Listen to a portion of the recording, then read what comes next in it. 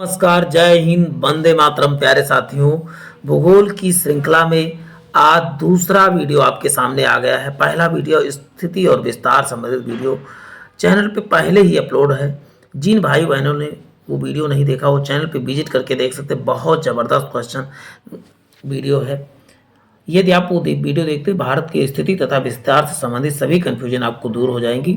अब मैं आपको पूरा पीडीएफ दिखा देता हूँ, इसमें क्या क्या आपको मिलने वाला है। देखिए, पूरा मैप के थ्रू हर चीज़ें आपको मिल जाएगा। बस आप वीडियो को ध्यानपूर्वक देखिएगा। देखिए, पूरा सब कुछ मैप और कहते हैं कि थ्योरी दोनों साथ साथ आपको मिलने वाली। वीडियो आपको ध्यानपूर्वक देखना है बस। और वीडियो आपने क्लिक किया है तो वीडियो लास्ट तक देखना, स्किप करके नहीं देखना। आपको आराम आराम से देखते जाना है।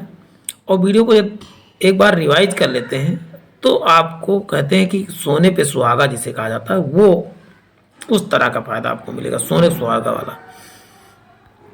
तो चलते हैं प्यारे साथियों, आज की श्रृंखला को प्रारंभ करते हैं। देखिए, पहला ही कहा गया है भारत के संपूर्ण क्षेत्रफल का 11% भूभाग पर क्या है, तो बताओगे पर्वत है। जबकि 18% भूभाग पर क्या है, तो पहाड़ है। और 28% भूभाग पर क्या है, तो आप बताओगे पठारी क्षेत्र है। और शेष जो बचे वो क्या है, 43% भूभाग पर क्या है, मैदान है। यानी 100% सबसे अधिक भाग पार्ट किसका है, तो मैदान कितने परसेंट, तो बताओगे 43% पर है। और वही पठार कितने हैं, तो बताओ 28% है। ये चीज़ें आपको याद करना। 18% क्या है, तो बताओ पहाड़ी क्षेत्र है। और जबकि पर्वत कितने, मात्र 11% यानी 11% ही है। तो चलते हैं अब एक एक करके सब चीज़ों को जानना शुरू करते हैं। अब भौगोलिक विस्तार में हम सब क्या क्या बात, भारत की भौगोलिक आकृतियों निम्नलिखित भागों में विभक्त किया गया है। उत्तरी हिमालय का पर्वत श्रृंखला, प्रायद्वीपीय पठार, दूसरा क्या तटवर्ती मैदान, और चौथा क्या है, तो बताओ भारतीय द्वीप समूह। जिन चारों भागों में भौतिक परिवेश को डिवाइड किया गया, इन चारों को एक एक करके पढ़ते हैं। अब बात करते हैं पहला पार्ट क्या था इसमें, कि पहला विभाजन क्या था, तो बताओगे भारत उत्तर की हिमालय पर्वत श्रृंखला के बारे में, नॉर्दर्न हिमालय माउंटेन रेंज के बारे में बात करने जा रहा हूँ। कैसा कि बस अभी इनको मैप से भी देखेंगे, बस परेशान ना हो। हिमालय के विस्तार भारत के उत्तर में उत्तर पश्चिम सिंधु नदी से दक्षिण पूर्व ब्रह्मपुत्र नदी की ओर तक पाया जाता है। अब बात करते हैं, अभी सबको मैप में दिखाऊंगा उत्तर पश्चिम कैसे कैसे। पूरब से पश्चिम दिशा में इसकी लंबाई कितना है, तो बताओगे 24 किलोमीटर है। तथा इसकी चौड़ाई लगभग कितनी, कश्मीर में 400 किलोमीटर, जबकि अरुणाचल प्रदेश में बताओ 160 किलोमीटर। अब बात करते हैं, जैसे आप देखते हो भारत का मैप है। अभी चलिए मैप अभी इसको वो देख लीजिए थ्योरी। अभी मैप में हम इस चीज़ों को देखेंगे। पहले एक बार आपके मन में आ जाए कि कोई चीज़ ये सब होती हैं, उसके बाद मैप के थ्रू चीज़ें जानेंगे।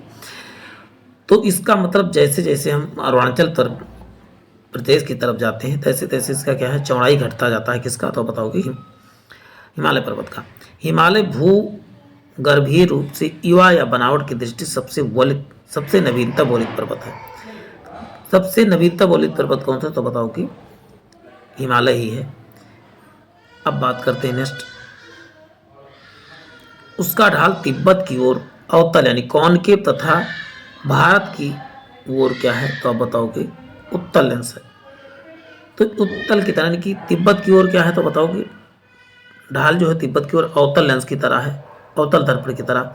जबकि कहा जाए कि भारत की ओर क्या है, तो बताओगे कॉन्वेक्स की तरह है। अब कॉन्वेक्स क्या होता है, अवतल उत्तल लेंस जो जानते होंगे। अब देखिए उत्तल मीन्स क्या है, पैसा तो उत्तल लेंस मीन्स होता है उभरा, इस तरह हो। और जबकि अवतल मीन्स क्या होता है, तो अवतल मीन्स क्या होता है, धंसा। ये आपको धंसा पर, अवतल मीन्स क्या होता है, धंसा, और उत्तल मीन्स उभरा वाला का है। तो ये चीज़ें आपको याद रखो। उत्तल कैसा होता है, उभरा बाहर की तरफ उभरा, जबकि धंसा, जब धंसा वाला बीच में धंसा हो तो ये हो जाएगा, आप बताओगे अवतल हो जाएगा। तो इसका मतलब समझ गए होंगे आप कि भारत की तरफ क्या है, कि तिब्बत की तरफ क्या हुआ, उभरा हुआ है, जबकि भारत की तरफ क्या हुआ, तो धंसा हुआ, उत्तल की तरफ उभरा हुआ। चलते हैं, हिमालय पर्वत की उत्पत्ति टेथीस भूमध्य समिति से कहा जाए। टेथीस महासागर के मलबे कि लगातार जमाव या धंसाव तथा वलन की क्रिया यानी फोल्डिंग से हुआ। किसका? तो बताओ हिमालय की उत्पत्ति कैसे हुआ? तो बताओ टेथीज भूसन्निधि से कि मलबों से लगातार जमाव से क्या हुआ है? तो बताओगे वलन से या धंसाव से क्या हुआ? बताओगे हिमालय पर्वत का निर्माण हुआ है। अब प्लेट विवर्तन तकनीकी थ्योरी क्या कहती है? यानी कि कहते हैं प्लेट टेक्टोनिक थ्योरी की बात के अनुसार इंडियन और यूरेशियन प्लेटें के टकराव से हिमालय का निर्माण हुआ है। कहते हैं यूरेशियन प्लेट उधर से आई और इधर इंडियन प्लेट, दोनों लड़ने के बाद क्या होती है? एक दूसरे के ऊपर चढ़ गई। जैसे आप कहते हो कि एक ये मान लेता हूँ ये यूरेशियन प्लेट है और इधर भारत की प्लेट है और एक दूसरे के चढ़ गई और ये प्लेटें ऊपर क्या हो गई? ऊपर की तरफ आ गई। तो प्लेट टेक्टोनिक थ्योरी की एक प्लेट दूसरे ऊपर आ गई, उसकी वजह से क्या हुआ? उभर आया क्या? पर्वत के रूप में विद्यमान हुआ उभर के। ये कहता है इंडियन प्लेटें प्रति 5 वर्ष पर प्रति 5 सेंटीमीटर की दर से यूरेशियन प्लेट से टकरा रही है। कितने? 5 सेंटीमीटर की दर से यूरेशियन प्लेट से टकरा रही है। ये बात कौन कहती है? तो प्लेट टेक्टोनिक यानी प्लेट विवर्तन की सिद्धांत कहती है। कितने? 5 सेंटीमीटर प्रति वर्ष टकराई, मतलब 5 सेंटीमीटर हर साल बढ़ती भी होगी, इसका मतलब ये है। अब हम बात करते हैं हिमालय को अच्छी तरह पढ़ने से पहले हमको क्या ट्रांस हिमालय की हिमालय के पहले वाले पार्ट को पढ़ना जरूरी है, जिसे कहते हैं ट्रांस हिमालय। अब ट्रांस हिमालय के बारे में सब पढ़ लेते हैं प्यारे साथियों। अब यहाँ पर देखिए मैप पूरा दिख रहा है। हिमालय में आप एक चीज दिख रहा होगा आपको, देखे एक क्या दिख रही है? यहाँ पर देख रहे हैं कि हिंदुकुश से लेकर क्या है कुल्लू, ये पूरी कुल्लू श्रेणी के ऊपर क्या है? एक प्रकार का क्या है? गांठ पर्वत का ही प्रकार है जो थोड़ा सा उभरा हुआ है। इसी को क्या कहा गया है? पामीर की गांठ या ग्रंथि कहा गया है। ये भी क्या है? ट्रांस हिमालय पार्ट है। उसके बाद देखिए काराकोरम आपको दिख रहा है, मैं इसको जूम कर देता हूँ, आपको दिख जाएगा। काराकोरम दिख रहा है आपको, काराकोरम। फिर आता है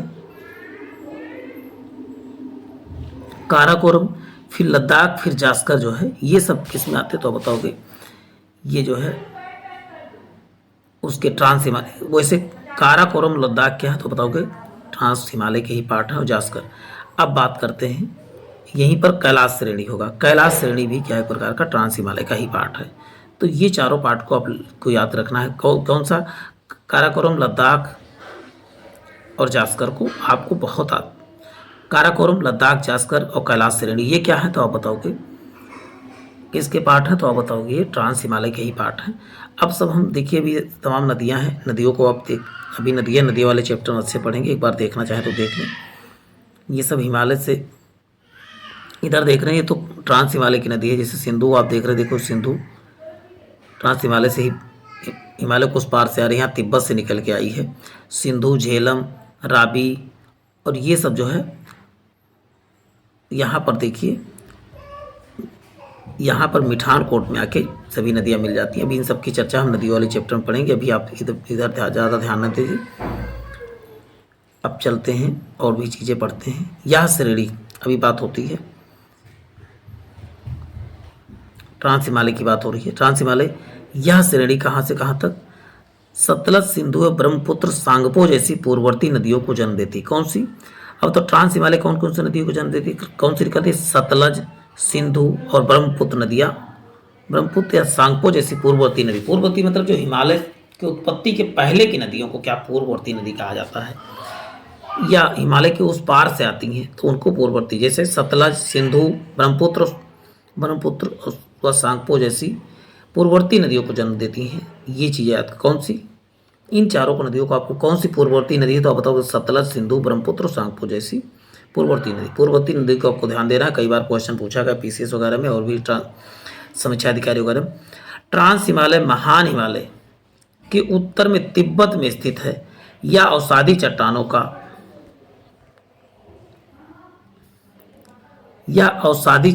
का बना हुआ है। कौन सा?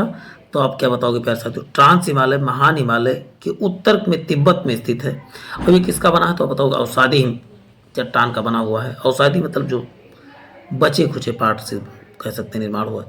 यहाँ पर टर्सरी से लेकर कैम्ब्रियन युग तक की चट्टानें पाई जाती है। टर्सरी युग से लेकर कैम्ब्रियन युग तक की चट्टानें कहाँ पर पाई जाती है? तो ट्रांस हिमालय में पाई जाती है। ट्रांस हिमालय में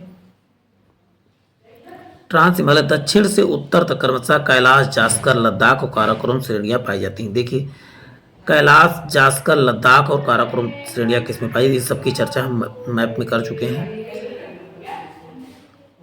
देखिए, कहा दक्षिण से लेकर उत्तर तक के, कहा दक्षिण से लेकर उत्तर तक की बात की गई है। अब हमने उत्तर से दक्षिण तक कर देखा है। लद्दाख देखो, काराकोरम, लद्दाख, जास्कर और कैलाश।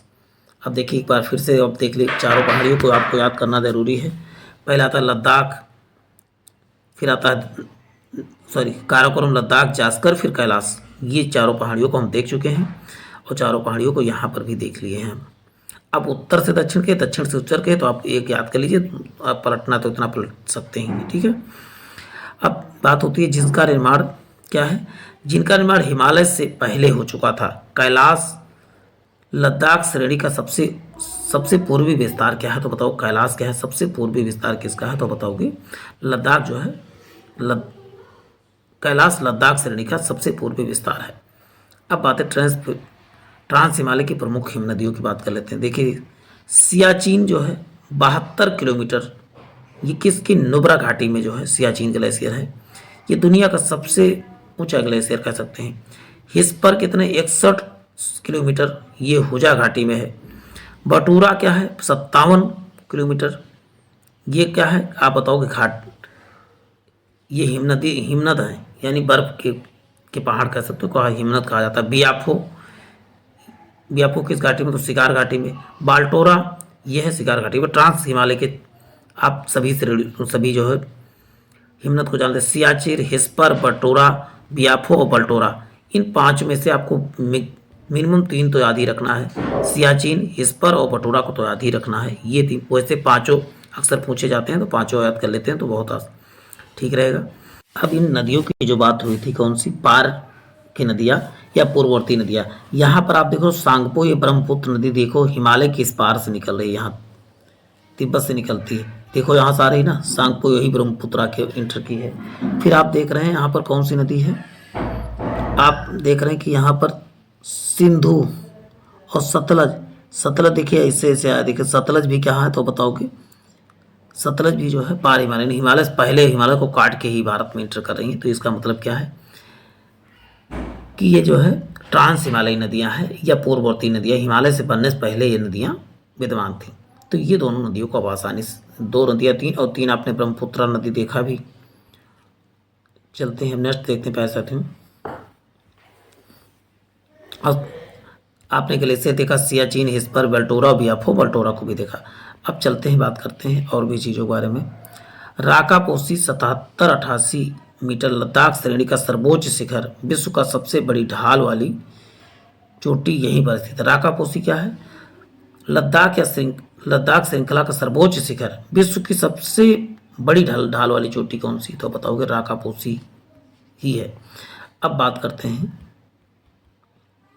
देखिए पश्चिम में यह पामीर घाट से मिल जाती है, जबकि दक्षिण पूर्व में यह कैलाश श्रेणी तक विस्तृत है। अब देखिए बात करते हैं राकापोसी कहाँ किससे, तो बताओ कहाँ किधर मिल रही है। देखिए पश्चिम में, पश्चिम से या किससे, पामीर के घाट से। अब दिखा दे रहा हूं मैं आपको पश्चिम में। अब देखिए इधर देखिए राकापोसी, ये लद्दाख श्रृंखला का जो आके यहाँ से जो है किसमें जाके मिल रहा है, पामीर वाले इसमें मिल रहा है, यहाँ पर इसमें मैच किससे, पश्चिम की तरफ मिल जा रहा है। इसमें दिखाया नहीं गया लेकिन आप समझ लीजिए। अब चलते हैं मैप को, अब एक बार स्क्रीनशॉट ले ले, चीज़ें बार बार आपको इसमें से काम आएंगी। चलते मैं इसको और जूम इन कर देना, इसको पूरा स्क्रीनशॉट ले लें। और देखिए हिमालय का विस्तार अभी सब देखेंगे कहाँ से लेकर, आप देखते हैं यहाँ पर जम्मू कश्मीर से लेकर कहाँ तक है, तो बताओगे म्यांमार तक है। ये चीज़ अभी म्यांमार में क्या नाम है, इन सब चीज़ों को देखेंगे। म्यांमार में किस नाम से, हिमालय को किस नाम से जानते हैं, एवरेस्ट को जो है नेपाल में किस नाम से जानते हैं, सबकी चर्चा हम करेंगे, बस बने रहें। अब बात होती है, स्वयं हेडन ने काराकोरम श्रेणी को उच्च एशिया का ऋण कहा। स्वयं हेडन ने क्या कहा तो बताओगे हिमालय को, तो उच्च एशिया का ऋण। काराकोरम के दक्षिण में लद्दाख श्रेणी सिंधु नदी तथा इसकी सहायक नदी श्योक के मध्य जल विभाजक का कार्य करती है। इसका प्राचीन नाम क्या था, कृष्णगिरी था। तो देखिए इसमें क्या कहा गया है, काराकोरम के दक्षिण में स्थित लद्दाख श्रेणी जो है सिंधु तथा किसकी श्योक नदी के मध्य तक जल विभाजक काम करती है। कौन, तो बताओगे लद्दाख श्रेणी। लद्दाख श्रेणी किसके किसके, सिंधु तथा श्योक के बीच क्या है, विभाजन का कार्य कर सकती है। तो बताओ लद्दाख श्रेणी। चलते हैं बात करते हैं इसका प्राचीन नाम क्या था। तो आप बताओगे इसका नाम जो है, किसका प्राचीन नाम, तो आप बताओगे लद्दाख श्रेणी का प्राचीन नाम कृष्णगिरी था। चलते हैं बात करते हैं बृहद हिमालय की बात कर लेते हैं। अभी तक हम सब बात कर रहे थे ट्रांस हिमालय की बात, अब हम बात करेंगे बृहद हिमालय की बात। बृहद हिमालय अभी सबको चीज़ों को मैप में फिर देखने वाले हैं, सभी हिमालय को। बृहद हिमालय हिमाद्री हिमालय या सर्वोच्च हिमालय के नाम से जाना था। देखिए क्या नाम है, आप बताओगे, इसके दो नाम हैं बृहद हिमालय के, तो आप बताओगे बृहद हिमालय या हिमाद्री हिमालय, इसी को सर्वोच्च हिमालय के नाम से जाना जाता है। अब बात करते हैं महान हिमालय यानी ग्रेटर हिमालय जम्मू कश्मीर के नंगा पर्वत से लेकर और अरुणाचल प्रदेश के नामचा, ना से ना ने, देखिए ना, नंगा और नामचा दोनों का पहले 2 अक्षर फिर 3 अक्षर वाला, नंगा पर्वत से लेकर कहाँ था, बताओगे अरुणाचल प्रदेश के नामचा बरवा तक क्या है, तो बताओगे बृहद हिमालय है। अब बात करते हैं इसकी कितने, तो 77-56 मीटर तक क्या है विस्तृत है, आप बताओगे बृहद हिमालय। अब बात करते हैं इनकी चौड़ाई 25 किलोमीटर, औसत ऊंचाई कितनी है 6100 मीटर तथा लंबाई कितनी है 2500 मीटर है। देखिए कितनी चौड़ाई कितनी 25 किसका, महान हिमालय का, और ऊंचाई कितनी 6100 मीटर और लंबाई कितनी, आप बताओगी 2500 किलोमीटर की लंबाई है किसकी, तो बताओ महान हिमालय की, ऊंचाई 6100। एवरेज की बात हो रही है यहाँ पर, औसत की सब है नहीं, सोचो एग्जैक्ट की बात हो रही है। भारत तिब्बत के मार्ग जो शिमला और गंगटोक को जोड़ता है सतलज घाटी में सिपकिला दर्रे से होकर गुजरती है। भारत किस दर्रे से गुजरता है, तो बताओ सतलज घाटी के सिपकिला। सब देखिए सिपकिला दर्रा किस घाटी से, तो बताओ सतलज घाटी से। कौन सा, सिपकिला दर्रा, सा से सतलज और सा से सिपकिला दोनों याद कर सकते हैं। सिपकिला दर्रा किस घाटी से, तो बताओ सतलज घाटी से निकलता है। और इसी में क्या है, तिब्बत और शिमला का मार्ग, तिब्बत शिमला और गंगटोक को कौन जोड़ता है, तो बताओगे यही सिपकिला दर्रा। सिपकिला दर्रा कहाँ पर है, आप क्या बताओगे प्यारे साथियों, तो अरुणाचल प्रदेश में। चलते हैं नेक्स्ट देखते प्यारे साथियों। सिक्किम की चुंबी घाटी जिलेपला दर्रे से होकर पश्चिम बंगाल के कालिम्पोंग से होकर तिब्बत की राजधानी लहासा, तिब्बत की राजधानी क्या है, लहासा को सड़क मार्ग जाता है। कौन, आप बताओगे जिलेपला दर्रा से। अब जिलेपला कहाँ है, इसका उत्तर कमेंट बॉक्स, नहीं तो इसी में छिपा हुआ है। यह हिमालय का सर्वोच्च ऊपरी श्रेणी है। इसका आंतरिक भाग जो है आर्कियन शैल यानी ग्रेनिट, नीस और शिस्ट का बना हुआ है, शिस्ट चट्टानों का, तथा सिरे एवं पार्श्व भाग जो है कायांतरित चट्टान, सिरा वाला यानी कि सिरे व पार्श्व भाग यानी पीछे का पार्ट किससे, कायांतरित चट्टानों से बना हुआ है, मेटामॉर्फिक रॉक से बना हुआ कह सकते हैं। इस पर्वत की सबसे ऊंची चोटी माउंट एवरेस्ट 8850, जबकि कंचनजंगा 8898 मीटर है, और जबकि धौलागिरा तीसरे नंबर। तीनों को याद करना, पहले नंबर माउंट एवरेस्ट कहाँ, नेपाल में, कंचनजंगा भारत में, फिर धौलागिरा कहाँ पर 8167 मीटर जो है, और वैसे फिर आता अन्नपूर्णा, फिर मकालू, फिर नंदा देवी, त्रिशूल, बद्री, नीलकंठ, केदार। अभी इन सब चीज़ों को हम एक एक करके देखने वाले हैं। और भी अब महान हिमालय के कुछ दर्रों के बारे में जान लेते हैं और उनसे प्रदेश। अभी महान हिमालय के दर्रे या इंपॉर्टेंट फ्रेज आप पासेस आप ग्रेट हिमालय। कश्मीर में क्या जानते हैं, बुर्जिला दर्रा और जोजिला, जो बुर्जिला और जोजिला कहाँ पर, तो कश्मीर में है। हिमाचल प्रदेश में आप जानते हैं क्या है, शिवकिला भी बात हो चुकी है हिमाचल प्रदेश में, बाड़ा लाचा ला और शिवकिला। उत्तराखंड में थांगला और नीतिला और लिपुलेख। और इसमें आपको एक चीज़ और याद करना, नीतिला, लिपुलेख, नीलिमा और माना दर्रा। यहाँ पर थांगला की जगह आपको माना लिख लें, माना दर्रा कहाँ पर है, तो बताओगे उत्तराखंड में, माना, थांगला की जगह माना कर लें। और अरुणाचल प्रदेश में क्या है, तो बताओ बोमडीला और बुमला, ये सब क्या है, तो बताओ अरुणाचल प्रदेश के दर्रे हैं। इन महान हिमालय में दर्रे कौन कौन से हैं, इनको आपको स्क्रीनशॉट ले लेना है और इनको मेमोराइज करते रहना है, बसाते रहना है। अब देखिए दर्रे वगैरह देखिए, काराकोरम दर्रा कहाँ, तो बताओगे जम्मू कश्मीर, ये आपको दिख रहा होगा। और देखिए अगहिल दर्रा भी जो है जम्मू कश्मीर, बुर्जिल भी आपको दिख रहा है जम्मू कश्मीर में है। और यहाँ पर देखिए पीर पंजाल दर्रा भी है, ये पीर पंजाल इस समय लद्दाख में होगा। फिर देखिए बाड़ा लाचा दर्रा भी ये बात हुई है, बाड़ा लाचा की बात हुई है। अब देखिए बाड़ा लाचा उत्तराखंड, बाड़ा लाचा ला कहाँ पर, तो बताओ हिमाचल प्रदेश में भी बात हुई है। देखिए बाड़ा लाचा मैप में भी दे सकते हैं। अब सिपकीला क्या है, अरुणाचल प्रदेश में, हिमाचल प्रदेश में। देखिए सिपकला दर्रा हिमाचल प्रदेश में। अब यहाँ पर तीनों दर्रे, वहाँ पर एक जगह लिखा माना, नीति और लिपुलेख उत्तराखंड में, माना, नीतिला और लिपुलेख। मैं इसको जूम कर दे रहा हूँ। देखिए ये सब तीनों उत्तराखंड यहीं पर पड़ता है। उत्तराखंड में क्या है तो बताओगे, मानाला, नीतिला और लिपुलेख दर्रा कहाँ, उत्तराखंड में ही है। ये देखो दर्रों को आपने देख लिया है। पीर पंजाल, बनिहाल वगैरह आपने देखी है। देखिए बनिहाल दर्रा कहाँ तो बताओगे, हिमाचल प्रदेश में है। पीर पंजाल इस समय जो है लद्दाख में आ जाएगा। चलते हैं बनिहाल भी। अब बात करते हैं और भी जो दर्रे हैं। देखिए थाल घाट और भोर घाट कहाँ तो बताओगे, ये जो है महाराष्ट्र में है। जबकि पाल घाट, देखिए केला का क्या, केरल को केला याद कीजिए, केले को क्या लगाते हैं पकाने के लिए, पाल लगाते, तो ऐसे करके आप आसानी से याद कर सकते हैं। अब देखिए यांग या दर्रा कहाँ तो बताओ, अरुणाचल प्रदेश में है। और वहीं अरुणाचल प्रदेश में क्या है, तिफू दर्रा भी है और पांगसार दर्रा आपको दिख रहा है। ये सब चीज़ें देखो। तुजू दर्रा कहाँ पर, तो मणिपुर में है।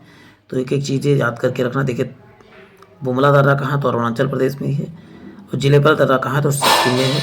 और नाथुला कहाँ है तो ये भी सिक्किम में है। एक एक चीज़ें आपने मैप से देख लिया है। आप मैप जरूर रीड करें, तभी आपका कल्याण होने वाला है, नहीं तो आप ज्योग्राफी बिना मैप के कुछ नहीं है। चलते हैं।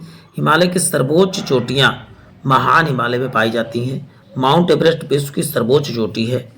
इसे तिब्बत भाषा में महान हिमालय को चोमोलुंगनाई पर्वतों की रानी या नेपाल का सागर मध्य, नेपाल में इसे सागर माथा के नाम से जाना जाता है। विश्व की सर्वोच्च चोटी, इसे तिब्बती भाषा में क्या चोमोलुंगमा कहा जाता है माउंट एवरेस्ट को। देखिए तिब्बत भाषा में चोमोलुंगमा या पर्वतों की रानी, और नेपाल में इसे किस नाम से जाना जाता है, सागर माथा के नाम से जाना जाता है एवरेस्ट को। ये सब चीज़ें याद करके रखना। देखिए ये भी पूछा गया है। और तिब्बती भाषा में चोमोलुंगमा यानी पर्वतों की रानी भी पूछा गया है। अब प्रमुख शिखर देख लेते हैं इसमें माउंट हिमालय के। तो प्रभुष्ट यानी कहा जाए इसकी, नेपाल में है 8850, पहले 8848 लेकिन बढ़ गया है। कंचनजंगा भारत का क्या है बताओ, 8598 भारत में सबसे ऊंचा है। मनसालू क्या है तो नेपाल में है, 8441 है। जबकि धौलागिरी कहाँ तो 8172 है। और नंगा पर्वत कहाँ तो भारत में 8127 है। जबकि अन्नपूर्णा क्या है तो अपन नेपाल में 8078, नंदा देवी भारत में है। तो ये चीज़ें आपको एक बार स्क्रीनशॉट लेके बार बार देखते रहना। और नामचा बरवा कहाँ, ये अरुणाचल प्रदेश कहा जाता है भारत में, और कितना 7756 है। जिसे गुरमला मतदाता कहाँ तो नेपाल में, इसकी 7728 है। ये चीज़ें आपको याद कर लेना सब चीज़ें। अब देखिए ये तीनों हिमालय, देखिए पहले महान हिमालय, फिर मध्य हिमालय, और फिर उसके बाद आता है लघु हिमालय, शिवालिक हिमालय। अब देखिए यहाँ पर क्या क्या दोनों को जो बांटता है, महान हिमालय को, ये कहा जाए महान हिमालय को किससे, मध्य हिमालय से। कौन, माँ से महान, माँ से मध्य हिमालय, तो माँ से मेन थ्रस्ट, उसको किस नाम से जाना जाता है, जो इन दोनों को अलग करता है उसे मेन थ्रस्ट। माँ से महान, माँ से आप बताओगे मध्य हिमालय। तो दोनों के बीच कौन सा मेन थ्रस्ट जो है, ये देखिए मेन थ्रस्ट महान एवं मध्य हिमालय की बीच को अलग करता है। मेन थ्रस्ट क्या कह सकते हैं, एक प्रकार विभाजित एक रेखा है, किसको अलग करता है तो बताओगे मध्य हिमालय को महान हिमालय से अलग करता है। अब मध्य हिमालय और लघु हिमालय की बात, मध्य हिमालय ही लघु है, ये चीज़ें याद करके रखना है। और सबसे निचला हिमालय शिवालिक हिमालय है। यह श्रेणी महान हिमालय के दक्षिण तथा शिवालिक हिमालय के उत्तर में स्थित है। महान हिमालय देखिए मैं 3 1 2 3, पहला महान हिमालय, तो महान हिमालय की किधर पड़ जाएगा तो बताओगे दक्षिण में। जबकि शिवालिक हिमालय की क्या उत्तर में। शिवालिक किसको मान लेते हैं, शिवालिक, इसे मध्य, और इसे क्या मान लेते हैं तो महान, मान लें वही है महान हिमालय, या इसे ग्रेटर हिमालय कहा जाता है। तो अब देखिए ग्रेटर हिमालय से कितना दक्षिण में, जबकि शिवालिक हिमालय के उत्तर में है। ये चीज़ें स्थित कहाँ, स्थिति आपने जान लिया है। अब एक एक चीज़ें और भी जान लेते हैं। इसकी चौड़ाई 80 से 100 किलोमीटर तथा ऊंचाई कितना है तो बताओगे 1800 किलोमीटर है। और 4500 मीटर इसके बीच है, कितना 1800 से 4500। पीर पंजाल श्रेणी सबसे लंबी, सबसे महत्वपूर्ण श्रृंखला जो कश्मीर क्षेत्र तक फैली, कहाँ तक, मध्य हिमालय की ऊंचाई आपने देखा 1800 से कितने 4500 मीटर के बीच है। अब बात करते हैं नेक्स्ट पीर पंजाल श्रृंखला सबसे लंबी व सबसे महत्वपूर्ण श्रृंखला या जम्मू कश्मीर में फैली है। पीर पंजाल कहाँ तो बताओ, जम्मू कश्मीर में फैली है। सबसे लंबी या सबसे महत्वपूर्ण श्रृंखला कहाँ है, ये चीज़ याद करना। पीर पंजाल हमेशा याद करके कहाँ, जम्मू कश्मीर में। अब श्रेणियों को याद कर लेना है। लघु हिमालय की सबसे ऊंची चोटी क्या है, तो बताओ पीर पंजाल कहाँ, जम्मू कश्मीर में है। जबकि धौलाधर श्रृंखला कहाँ, तो हिमाचल प्रदेश में है। जबकि महाभारत श्रृंखला कहाँ, तो बताओ नेपाल में। इन तीनों को आपको याद करके रखना है। ये तीनों अभी मैप में भी देखेंगे, सबको एक एक करके। एक बार आप इस तरह जो है डिस्क्रिप्टिव पढ़ लेते, फिर मैप देखेंगे तो ज़्यादा क्लियर रहेगा। इस श्रेणी में पाए जाने वाले प्रमुख पर्वतीय नगर कौन, धर्मशाला, डलहौजी, शिमला, मसूरी, रानीखेत और नैनीताल हैं। ये क्या है, पर्यटक स्थल हैं। धर्मशाला कहाँ, पश्चिम बंगाल में। डलहौजी भी पश्चिम बंगाल में। शिमला भी पश्चिम बंगाल में। और फिर मसूरी, रानीखेत और नैनीताल जो है, अल्मोड़ा, दार्जिलिंग, ये क्या है, दार्जिलिंग भी पश्चिम बंगाल में है। और ये अल्मोड़ा और रानीखेत और नैनीताल कहाँ, तो आप बताओगे, ये सब उत्तराखंड में है। ये चीज़ें आपको। अब बात करें मध्य हिमालय में पीर पंजाल एवं बनिहाल क्या है, दर्रे हैं। पीर पंजाल और बनिहाल दर्रे कहाँ, तो मध्य हिमालय की ही है। बनिहाल दर्रे से होकर जम्मू कश्मीर मार्ग गुजरता है। जवाहर सुरंग किससे बना है, तो बताओगे बनिहाल सुरंग से ही बना है। शिमला लघु हिमालय का जो है धौलाधर श्रेणी में स्थित है। शिमला कहाँ स्थित है, तो आप बताओगे लघु हिमालय के धौलाधर श्रेणी में कहाँ स्थित है, आप बताओ शिमला स्थित है। लघु हिमालय के ढालों पर पाए जाने वाले छोटे छोटे घास मैदानों, जो कश्मीर में किसे कहा था, लघु हिमालय में है, उसे मर्ग कहा जाता है। जो छोटे छोटे घास के मैदान पाए जाते हैं जम्मू कश्मीर में, उनको क्या कहा जाता है, लघु हिमालय में, उन्हें मर्ग। जैसे गुलमर्ग और सोनमर्ग है। उत्तराखंड में इन्हें बुग्याल तथा पयाल के नाम से जाना जाता है। देखिए, लघु हिमालय के जो पार्ट हैं, इसी घास के मैदान को बुग्याल तथा पयाल किसे कहते हैं, तो वहाँ पर कहते हैं, तो बताओगे उत्तराखंड में इनको बुग्याल तथा पयाल के नाम से जाना जाता है। नेपाल, कांगड़ा तथा कुल्लू घाटियों के मध्य हिमालय में पाई जाती है। नेपाल, कांगड़ा, कुल्लू घाटी, ये तीनों कहाँ पर, तो बताओगे नेपाल, कांगड़ा एवं कुल्लू घाटियाँ। नेपाल भी पूरा कहाँ, मध्य हिमालय में बसा है। ये चीज़ याद करता है, तो बताओगे कहाँ, कुल्लू घाटी, ये मध्य हिमालय का ही पार्ट है। चलते हैं। कांगड़ा अनुदैर्ध्य घाटी, जबकि कुल्लू एक अनुप्रस्थ घाटियाँ हैं। ये चीज़ याद करके रखना है प्यारे साथियों। अनुप्रस्थ क्या, अनुदैर्ध्य क्या होती है, तो अनुदैर्ध्य क्या होती है, ऐसे से पहाड़ियाँ होती हैं, जबकि अनुप्रस्थ होती है समांतर। चलते हैं, नेक्स्ट देखते प्यारे साथियों। अब शिवालिक हिमालय या इसी को उप हिमालय, इसी को बाहरी हिमालय या बाह्य हिमालय के नाम से जाना जाता है। शिवालिक हिमालय को उप हिमालय के नाम से भी जाना जाता है, या बाहरी हिमालय। यह हिमालय का सबसे नवीनतम एवं बाहरी श्रेणी है। इसकी चौड़ाई 15 से 30 किलोमीटर की चौड़ाई है और ऊंचाई 900 से कितना है, तो बताओगे 1200 किलोमीटर के मध्य है। इसका विस्तार पंजाब के पोतवार बेसिन ने आरंभ होकर पूर्व में कोसी नदी तक है। पूर्व में कहाँ तक का, तो कोसी नदी तक इसका विस्तार है। बताओगे शिवालिक हिमालय का कहाँ, पंजाब के पोतवार बेसिन से कहाँ तक का, तो बताओगे कोसी नदी तक फैला हुआ है। शिवालिक को जम्मू में जम्मू पहाड़ियाँ तथा अरुणाचल प्रदेश में डाफला, मिसमी और मिरी अभोर पहाड़ियों के नाम से जाना। शिवालिक को देखो कस अरुणाचल प्रदेश में डाफला, मिसमी और मिरी और अभोर पहाड़ियों के नाम से जाना जाता है। इन चीज़ों, जम्मू कश्मीर में जम्मू पहाड़ी के नाम से। अब देखिए, एक एक चीज़ आपके काम लायक चीज़ है, बस ध्यानपूर्वक देखते रहें। लघु हिमालय एवं शिवालिक श्रेणियों के बीच कई घाटियाँ पाई जाती हैं, जिन्हें पूर्व में द्वार एवं पश्चिम में दून या देहरादून कहा जाता है। देखिए कौन से, देखिए कहा गया है, लघु हिमालय में श्रेणियों में के बीच घाटियाँ पाई जाती हैं, जिन्हें पूर्व में क्या कहता है, द्वार, जैसे हरिद्वार, और पश्चिम में इसे क्या कहा जाता है, दून कहा जाता है। दून और द्वार, ये चीज़ याद करके रखना। जो लघु हिमालय की घाटियाँ पाई जाती हैं, उन्हें दून और द्वार के नाम से जाना जाता है। लघु हिमालय शिवालिक श्रेणी के बीच घाटियाँ पाई जाती हैं, जिन्हें पूर्व के द्वार देखी हो चुकी की बात। अब सिडनी बुराड ने इनको नदियों के आधार पर, सिडनी बुराड नामक वैज्ञानिक ने हिमालय को वर्गीकरण 4 भागों में किया है। अभी इन सबको मैप के माध्यम से भी देखें, किस किस के बीच के कौन सा, पहले एक बार पूरा देख लें, फिर मैप से इसको रिवाइज करूंगा, फिर एक बार फिर आपको जो है डिस्क्रिप्टिव दिखा दूंगा कि आपको परमानेंट याद हो जाए। पंजाब हिमालय किसे कहते हैं, पंजाब हिमालय देखिए, सिंधु से सतलज के बीच के हिमालय को क्या बोलते हैं, पंजाब हिमालय। इसकी लंबाई कितना, 580। और देखिए, जास्कर, लद्दाख, काराकोरम एवं पीर पंजाल किसके बीच आते हैं, तो बताओगे पंजाब हिमालय पार्ट है किसका, जास्कर, लद्दाख, काराकोरम और पीर पंजाल। ये सब पंजाब हिमालय पार्ट है। जबकि कुमायूं हिमालय के बीच कौन है, सतलज और काली नदी के बीच क्या है तो बताओ पीर कुमायूं हिमालय। इसकी लंबाई कितनी है 320।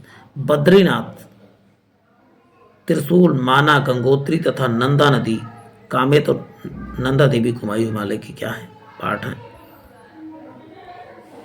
चलते ही नेक्स्ट देखते हैं प्यारे साथियों। अब बात होती है नेपाल हिमालय की।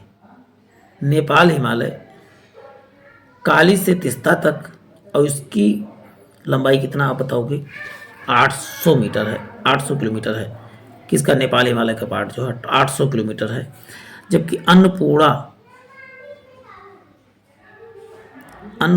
फर्स्ट, धौलागिरी, गोसाईगंज और मकालू एवरेस्ट के हैं नेपाल हिमालय के पार्ट हैं। असम तिस्ता से दिहांग नदी तक 720 किलोमीटर तक, कुला, कांगड़ा, जाग, सांगला, गुलहारियत, नामचा, बरुआ, ये सब किसके पार्ट है, असम के पार्ट हैं। अब अभी इसको मैप में देखने जा रहे हैं। नेपाल हिमालय की लंबाई कितनी है तो आप बताओगे सर्वाधिक है। किसकी, नेपाल हिमालय की लंबाई सबसे अधिक है।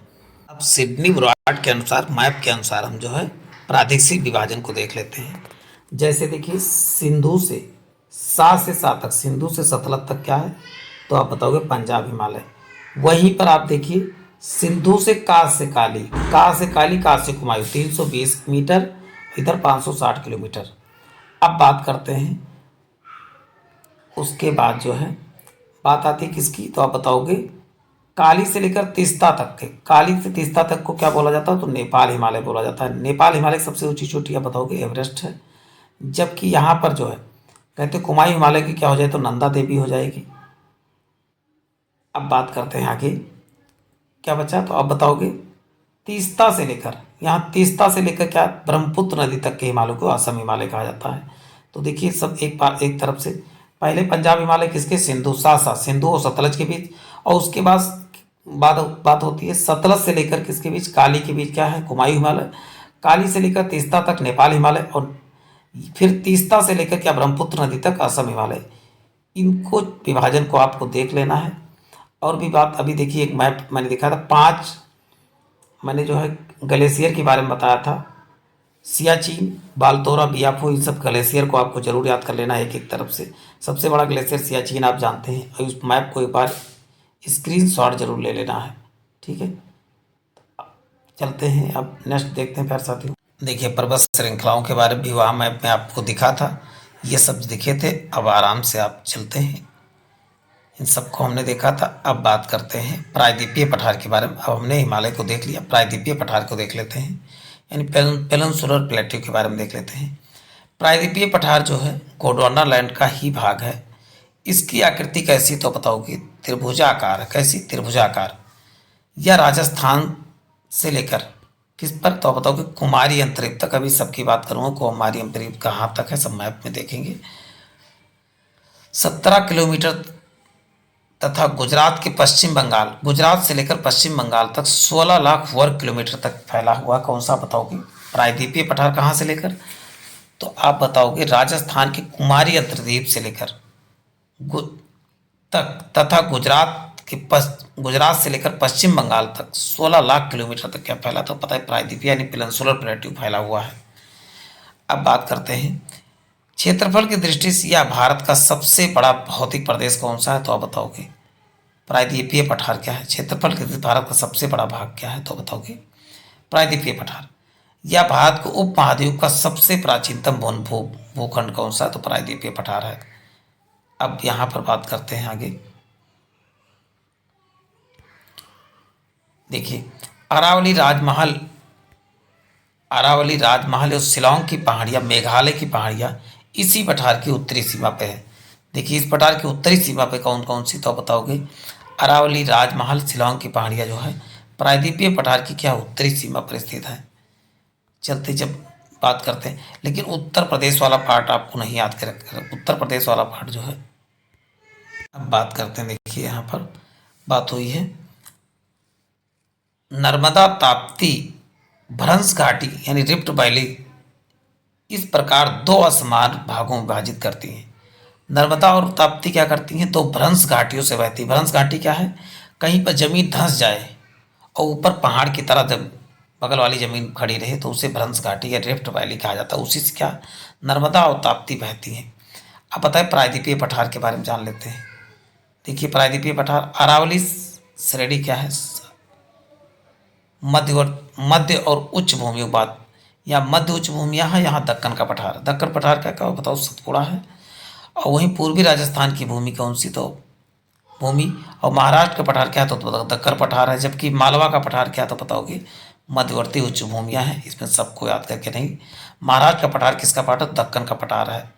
दंडकारण्य भी दास है, दंडका दास है, दक्कन किरण, ये देखो दक्कन किरण आप कई बार पूछा गया किसका पाठ है, तो इसका बताएंगे ये जो है दक्कन का पठार का भाग है। वहीं कर्नाटका का पठार भी किसमें, दक्कन का पठार। पश्चिम बंगाल, पश्चिम घाट, पूर्वी घाट, ये सब किसका पाठ है तो बताओ दक्कन के पठार के पाठ है। और वहीं मालवा का पठार मध्यवर्ती उच्च भूमियों का था। बुंदेलखंड, विंध्याचल, बघेलखंड, छोटा नागपुर, ये सब क्या है मध्यवर्ती उच्च भूमियों का भाग ही होते हैं। अब मध्यवर्ती उच्च भूमियाँ क्या हैं, इन सब की चर्चा हम कर रहे हैं। सेंट्रल हाई लैंड कौन सी है, देखिए अरावली क्या है तो बताओ ये सेंट्रल हाई लैंड है, यानी ऊंचाई पर स्थित लैंड कह सकते हैं। यह श्रेणी पालमपुर यानी गुजरात के राजस्थान से होकर दिल्ली तक लगभग 800 किलोमीटर की लंबाई में विस्तृत है। यह श्रेणी मुख्यतः पूरा कैरिबियन युग की क्वार्टज, नीस और शिष्ट शैलों से निर्मित है। इसकी सर्वोच्च चोटी क्या है तो बताओ गुरु शिखर है, यानी 1722 मीटर आबू की पहाड़ियों पर स्थित है। इन्हें उदयपुर में उत्तर पश्चिम में जरगा, जबकि टोडगढ़ के निकट मारवाड़ की पहाड़ियाँ, अलवर के निकट जो हर्षनाथ पहाड़ियों तथा उत्तर में क्या है दिल्ली रिज भी कहा जाता है। किसे, उत्तर की तरफ को दिल्ली का रिज भी कहा जाता है। किसे, अरावली के पर्वत के उत्तरी रिज को दिल्ली रिज कहा जाता है, क्योंकि आप जानते हो कि रायसीना हिल्स जो है इसी पर स्थित है। अब बात करते हैं मालवा का पठार के बारे में बात कर लेते हैं। इसकी सीमाओं का निर्माण उत्तर में अरावली, दक्षिण में विंध्य श्रेणी और पूर्व में बुंदेलखंड द्वारा क्या उत्साह होता है तो बताओ मालवा पठार का। देखिए यहाँ पर दोनों याद करके रखना है। इसकी सीमा कहा जाए कि उत्तर में अरावली, दक्षिण में विंध्य पर्वत तथा पूर्व में बुंदेलखंड द्वारा होता है। इस पठार के उत्तर में चंबल नदी अवनालिका अपर्दन करती है। अवनालिका मतलब नाली की तरह बना देती है। इस पर बेतवा, पर्वती, नीजव, काली सिंध और चंबल आदि नदियाँ प्रवाहित होती है मालवा के पठार पे चलते। अब बुंदेलखंड या बघेलखंड की बात कर लेते हैं और विंध्याचल, तीनों को एक साथ चर्चा करने जा रहे हैं। मालवा पठार के उत्तर भाग को बुंदेलखंड एवं उत्तरी पूर्वी भाग को, देखिए बुंदेलखंड की किस पार्ट को कहा जाता है तो अब कहते हैं उत्तर पूर्वी, उत्तरी भाग को क्या कहा जाता है बघेलखंड, जबकि उत्तर पूर्वी भाग, ये उत्तर पूर्वी क्या हो गया प्यारे साथियों, तो ये बताएंगे उत्तर, इस पार्ट को उत्तर पूर्वी भाग को क्या कहते हैं तो बताओगे बघेलखंड कहा जाता है। जबकि उत्तरी, केवल उत्तरी पार्ट, इस वाले पार्ट को क्या बोलते हैं तो बताओ बुंदेलखंड कहा जाता है किस, मालवा पठार के। अब बात करते हैं खंड कहा जाता है। बुंदेलखंड पठार नीच चट्टानों से निर्मित है और मालवा के पठार के दक्षिण सिरे से विंध्य श्रेणी लगभग 1050 किलोमीटर की लंबाई से विस्तृत है। विंध्य श्रेणी के दक्षिण में नर्मदा की संकीर्ण घाटी है, जिसका निर्माण जो है अधोभ्रंशन द्वारा हुआ है। नर्मदा जबलपुर के निकट धुआंधार प्रपात बनाती है। देखिए यहाँ पर ये चीज़ें ध्यान रखना है कि विंध्य श्रेणी के दक्षिण में नर्मदा संकीर्ण घाटी से जिसका निर्माण अधोभ्रंशन है, डाउन फॉल्टिंग के कारण से हुआ था। डाउन फॉल्टिंग मतलब होता है धंस जाने पर हुआ है। नर्मदा में जबलपुर में क्या धुआंधार जलप्रपात बनाता है, ये चीज़ देखिए। धुआंधार जलप्रपात कहाँ, तो जबलपुर में। अब आता है बुंदेलखंड। बुंदेलखंड में चंबल व यमुना नदियों ने बड़े बड़े क्षेत्र में बीहड़ खड्ड बना रखा है, खड्ड का निर्माण किया है। किसने तो बताओगे, चंबल व यमुना नदियों ने बड़े बड़े बीहड़ खड्ड का निर्माण किया है, जो है अनुपजाऊ बना दिया है। बहुत ज़्यादा खड्डे बनाए, मतलब तुरंत ऊंचा तुरंत नीचा, इसकी वजह से बहुत बड़े खड्डे बन गए। इसकी वजह से अनुपजाई जमीन यहाँ की हो गई है। अब बताइए यह पठार ग्वालियर पठार तथा विंध्याचल श्रेणी के बीच फैला हुआ है। कौन सा पठार तो बताइए, बुंदेलखंड का पठार। किसके किसके तो ग्वालियर तथा विंध्याचल श्रेणी के बीच फैला हुआ है। प्राचीनतम बुंदेलखंड नीस से निर्मित है। बुंदेलखंड किससे तो बताओ, नीस से बना हुआ है। चलते अब बात करते हैं छोटापुर नागपुर पठार के बारे में। छोटा नागपुर पठार का इसका विस्तार बिहार, झारखंड, उड़ीसा एवं पश्चिम बंगाल में पाया जाता है। अब इसमें देखते हैं कौन कौन सी महानदी, स्वर्णरेखा, सोन, दामोदर इस पठार की क्या है तो मुख्य नदियां हैं। इसमें ग्रेनाइट तथा नीच चट्टान की प्रधानता पाई जाती है। इस पठार इस पठार को भारत का रूर कहा जाता है। किसे? छोटा नागपुर पठार को भारत का रूर कहा जाता है। यहाँ पर पाए जाने वाले खनिज में लोहा, कोयला, अभ्रक तथा तांबा, यूरेनियम, टंगस्टन प्रमुख है। दामोदर घाटी इसी बरस के रूप में है। रूर किसे कहते हैं? जहाँ पर ढेर सारे खनिज पाए जाते हैं उसे रूर क्षेत्र कहा जाता है। तो इसे भारत का रूर किसे? तो छोटा नागपुर पठार को भारत का रूर कहा जाता है। अब मेघालय की पठार की बात कर लेते हैं। देखिए मेघालय की पठार या प्रायद्वीपीय पठार की बहिर्सा यानी आउटलायर है। या भ्रंशन के कारण भारतीय महाद्वीप से माल्टा गैप द्वारा पृथक हो गई है। इस पठार में गारो, खासी, जयंतिया, मिकिर और रेंगमा और पहाड़ियाँ स्थित है। शिलांग शिखर इस क्षेत्र की उच्चतम शिखर। शिलांग शिखर किसकी? इस क्षेत्र की क्या है तो उच्चतम शिखर कौन सी है? शिलांग शिखर है। अब बात करते हैं दक्कन की पठार, डेक्कन प्लेटू की बात कर लेते हैं। यह त्रिभुजाकार पठार है। अभी मैप में देखने का प्रयास करेंगे, परेशान न हो पठारों को भी। यह त्रिभुजाकार पठार है। यह पूर्वी पश्चिमी घाटों, सतपुड़ा, मैकाल तथा त्रिभुजाकार पहाड़ियों के बीच 7 लाख वर्ग किलोमीटर क्षेत्र में फैला हुआ है। कौन सा? तो दक्कन का पठार। और ऊंचाई इसकी कितनी? लगभग 500 से 1000 मीटर है। लीटर लिख गया इसमें। जीवाश्म रहित ग्रेनाइट और न्याइस मिल तथा क्वार्टज से बनी हुई है। इसमें जीवाश्म नहीं पाए जाते। किसमें? तो बताओगे दक्कन के पठार में। अब अभी इन सबको मैप के थ्रू देखेंगे, परेशान ना हो। सतपुड़ा श्रेणी यह नर्मदा ताप्ती नदियों की घाटियों के मध्य स्थित है। इस श्रेणी में राजपीपला पहाड़ियाँ, महादेव पहाड़ियाँ तथा मैकाल श्रेणी स्थित है। किसके? सतपुड़ा की। पंचमढ़ी के निकट महादेव पर्वत स्थित धूपगढ़ सतपुड़ा श्रेणी की क्या है सबसे ऊंची चोटी क्या है? तो बताओगे धूपगढ़ है। सतपुड़ा की सबसे ऊंची चोटी, ये मोस्ट इंपॉर्टेंट है। कौन सा? तो बताओ धूपगढ़ है। अब बात करते हैं अमरकंटक। अमरकंटक 1064 मीटर मैकाल पर्वत का मैकाल का सर्वोच्च शिखर कौन सा है? तो बताओगे अमरकंटक है। अमरकंटक से 3 नदियां निकलती हैं, तो आप क्या बताओगे? सोन, महानदी और जो है नर्मदा, तीनों अमरकंटक से निकलती हैं। सतपुड़ा शिखर की दूसरी सबसे छोटी कौन सी है? तो बताओ कौन सी है? तो मैकाल ही है। चलते हैं। सतपुड़ा श्रेणी बेसाल्ट और ग्रेनाइट चट्टानों से, बेसाल्ट और चट्टानों से कौन बनी है? तो सतपुड़ा बनी हुई है। अब महाराष्ट्र की पठार की बात कर लेते हैं। कोंकण तट पर सह्याद्री को छोड़कर यह संपूर्ण महाराष्ट्र राज्य में फैला हुआ है। देखिए कोंकण तट व एवं सह्याद्री को छोड़कर, कोंकण तट और सह्याद्री को छोड़कर संपूर्ण महाराष्ट्र राज्य किस में विस्तृत है? तो बताओगे महाराष्ट्र की पठार में ही है। इसके 5 सूक्ष्म इकाइयाँ हैं। कौन से? अजंता की पहाड़ियाँ, गोदावरी घाटी, अहमदनगर यानी बालाघाट पठार और महादेव उच्च भूमि। ये और एक होता है ठीक ठीक। अब बात करते हैं महानदी बेसिन के बारे में बात करते हैं। या छत्तीसगढ़ मैदान, इसे क्या महानदी बेसिन को छत्तीसगढ़ का मैदान भी कहते हैं। पश्चिम सिरे पर मैकाल श्रेणी तथा दक्षिणी सिरे पर राजमहल पहाड़ियाँ, जिनकी रचना धारवाड़ शैलों से हुई है।